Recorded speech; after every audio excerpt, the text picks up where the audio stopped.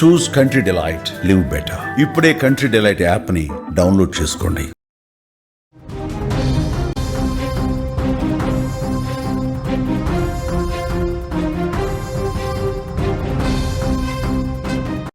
నంద్యాల జిల్లాలో వాగులు పొంగు పొర్లుతున్నాయి. గోవిందపల్లి వాగులో ఒక ట్రావెల్స్ బస్సు ఇరుక్కుపోయింది. బస్సులో 22 మంది ప్రయాణికులు ఉన్నారు. ఆ 22 మంది ప్రయాణికుల్ని స్థానికులు కాపాడారు. మీరు వాగులో విజువల్స్ చూడొచ్చు, చాలా స్పష్టంగా విజువల్స్ చూడొచ్చు. వాగు ఉప్పొంగి రోడ్డుపై నుంచి ప్రవహిస్తున్న తరుణంలో ఇది ఉయ్యాలవాడ మండలం, నంద్యాల జిల్లా, గోవిందపల్లి వాగు ఇది. అక్కడ రూపనగూడె చెరువు సమీపంలో వాగు ఒక్కసారిగా ఉప్పొంగింది. ఆ వాగు మధ్యలో ట్రావెల్స్ బస్సు ఇరుక్కుపోయింది అడ్డంగా. ట్రావెల్స్ బస్సులో ఉన్న జనాన్ని కాపాడేందుకు అక్కడ ప్రజలు ఒక్కసారిగా బస్సులో ఉన్న ప్రయాణికులు, ఇది తెల్లవారుజామున జరిగింది. బస్సులో ఉన్న ప్రయాణికులు వాగు మధ్యలో బస్సు ఆగిపోవడంతో, వాగు ఉధృతంగా రావడంతో వణికిపోయారు. ఒక దశలో నిజంగా ప్రాణాలు పోతాయని భయపడిపోయారు. అయితే బస్సులో ఉన్న ప్రయాణికుల్ని స్థానికులు చాలా సాహసోపేతంగా పరిగెత్తి వాళ్ళని ఒక్కొక్కరిగా వాగులోంచి బయటకు తీసుకొచ్చారు. అంతేకాదు ఒక ప్రొక్లైనర్ జేసీబీ సహాయంతో వాగు లోపలికి వెళ్ళి బస్సులో ఉన్న వాళ్ళని మెల్లిగా వెలికి తీశారు. 1-2-3 జేసీబీలను అక్కడ తీసుకొచ్చినట్టుగా మన సీన్ చూసి అర్థమవుతుంది. పోలీసులు అక్కడ నుండి దగ్గరుండి సహాయక చర్యలు చేపట్టారు. ఆ జేసీబీ ముందుండే దాంతో తీసుకొని వాళ్ళని జేసీబీ పైన తీసుకొచ్చి వాగు యువతల వదిలిపెట్టే సందర్భం కనిపిస్తుంది. అసలు ఎందుకు బస్సు డ్రైవర్ వాగుని పట్టించుకోలేదా, చూడలేదా, ఇంత గుడ్డిగా నీళ్లలోకి ఎలా వెళ్ళాడు? పూర్తి వివరాలు మా ప్రతినిధి కిరణ్ అడిగి తెలుసుకుందాం. కిరణ్, ఏంటి అసలు ఈ వాగు లోపలికి పోయే వరకు బస్సు డ్రైవర్ పట్టించుకోలేదా, చూడలేదు అసలు ఇంత ఉధృతంగా ఉంటుందని? నంద్యాల జిల్లా ఉయ్యాలవాడ మండలం రూపనగుడి చెరువు వద్ద ప్రైవేట్ ట్రావెల్స్ బస్సు 22 మంది ప్రయాణికులతో వెళ్తూ వరద నీటిలో చిక్కుకోవడం అయితే సంఘటన చోటు చేసుకుంది. అయితే హైదరాబాద్ నుండి పులివెందులకి వెళ్తున్న బస్సు కర్నూలు మీదుగా జమ్ములమడుగు వెళ్తూ గోవిందపల్లి వాగు వద్ద రూపనగుడి చెరువు ఉధృతంగా ప్రవహించడంతో వరద నీరు అయితే భారీగా చేరుకుంది రోడ్డు మీద. అయితే భారీ వరద ప్రభావాన్ని గమనించలేని బస్సు డ్రైవరు నీటిలో బస్సును కొద్ది దూరం తీసుకెళ్లే ప్రయత్నం అయితే చేశారు. అలాగనే ముందుకైతే తీసుకెళ్లాడు.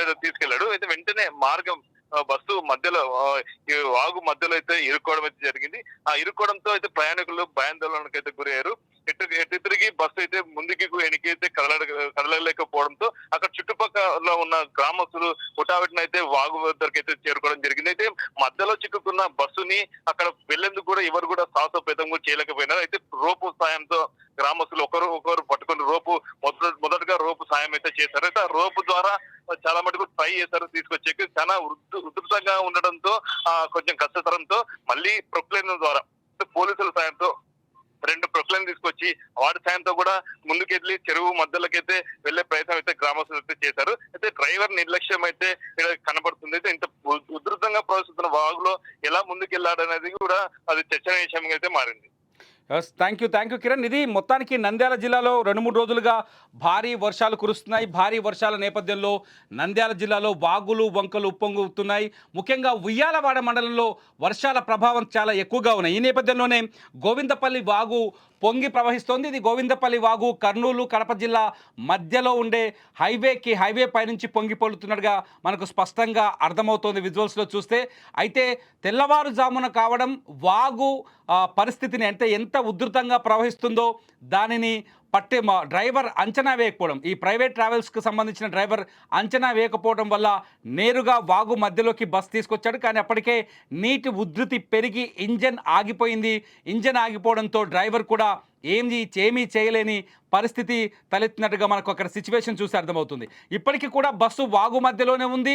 వాగు ఒకవేళ ఉధృతంగా వస్తే బస్సు వాగులో కొట్టుకుపోయే ప్రమాదం కూడా కనిపిస్తుంది. కాకపోతే స్థానికులు గమనించడం, తెల్లవారుజాము కావడంతో ఏదైతే గోవిందపల్లి పరిసర ప్రాంతాల్లో ఉన్న గ్రామస్తులు గమనించడం, వెంటనే రోప్స్ తీసుకొచ్చి బస్సులో ఉన్న వాళ్ళని కొంత రక్షించే ప్రయత్నం చేశారు. ప్రయాణికుల్ని 22 మంది ఉన్నారు ఆ సమయంలో.